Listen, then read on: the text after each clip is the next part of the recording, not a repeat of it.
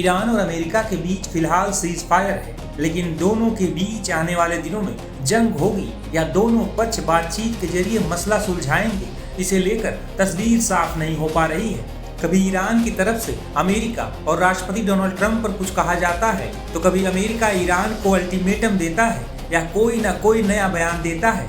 एक बार फिर अमेरिका की तरफ से कुछ ऐसा ही बयान सामने आया है जिसकी चर्चा ईरान में ही नहीं बल्कि दुनिया भर में होने लगी है। दरअसल इजराइल और अमेरिका ने ईरान पर 28 फरवरी को ताबड़तोड़ हमला बोला था। इस हमले में ईरान के तत्कालीन सुप्रीम लीडर अयातुल्ला खामनेई की मौत हो गई थी। उसके बाद उनके बेटे मुस्तफा खामनेई ईरान के सर्वोच्च नेता बने हैं। हालांकि तब से लेकर अब तक मुस्तफा को सार्वजनिक तौर पर कहीं देखा नहीं गया है, जिससे कई तरह की अटकलें लग रही हैं। इस बीच अमेरिका के खुफिया विभाग ने कयास लगाया है कि ईरान के नए सुप्रीम लीडर सीनियर ईरानी अधिकारियों के साथ मिलकर युद्ध की रणनीति बनाने में अहम भूमिका निभा रहे हैं। अमेरिकी मीडिया की एक रिपोर्ट के मुताबिक ईरान के नए सुप्रीम लीडर वरिष्ठ अधिकारियों के साथ मिलकर युद्ध की रणनीति तय करने में अहम भूमिका निभा रहे हैं।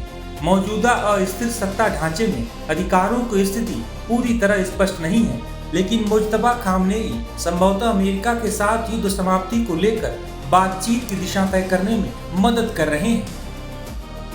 हालांकि इन अटकलों के बीच भले ही ईरान के सुप्रीम लीडर मुस्तफा को सार्वजनिक तौर पर नहीं देखा गया हो, लेकिन उनके कई बयान सामने आए हैं। हाल ही में एक रिपोर्ट में दावा किया गया था कि मुस्तफा खामनेई बातचीत के लिए किसी भी इलेक्ट्रॉनिक माध्यम का इस्तेमाल नहीं कर रहे हैं। मुस्तफा किसी भी तरह का संवाद या तो व्यक्तिगत तौर पर कर रहे हैं या फिर कुरियर के जरिए संदेश भेज रहे हैं। वहीं 2 दिन पहले दोनों देशों के बीच तनाव काफी ज्यादा बढ़ गया था। ईरान के लिए रणनीतिक रूप से महत्वपूर्ण केशम पोर्ट और बंदर अब्बास पोर्ट में कई बड़े हमले किए गए हैं। रिपोर्ट्स के मुताबिक पहले होर्मुज स्ट्रेट में अमेरिका और ईरान ने एक दूसरे को निशाना बनाने की कोशिश की। वहीं ईरान ने कहा था कि अमेरिकी सेना ने ओमान की खाड़ी में ईरानी तेल टैंकरों को निशाना बनाया है।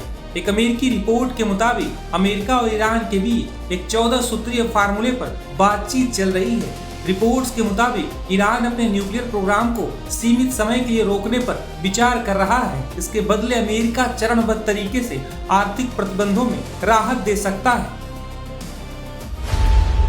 खबरों की रणभूमि में यहाँ शोर नहीं सोच लड़ती, जहां शब्द नहीं फैक्ट्स वार करते हैं और हर सवाल खोलता है सच की नई परत।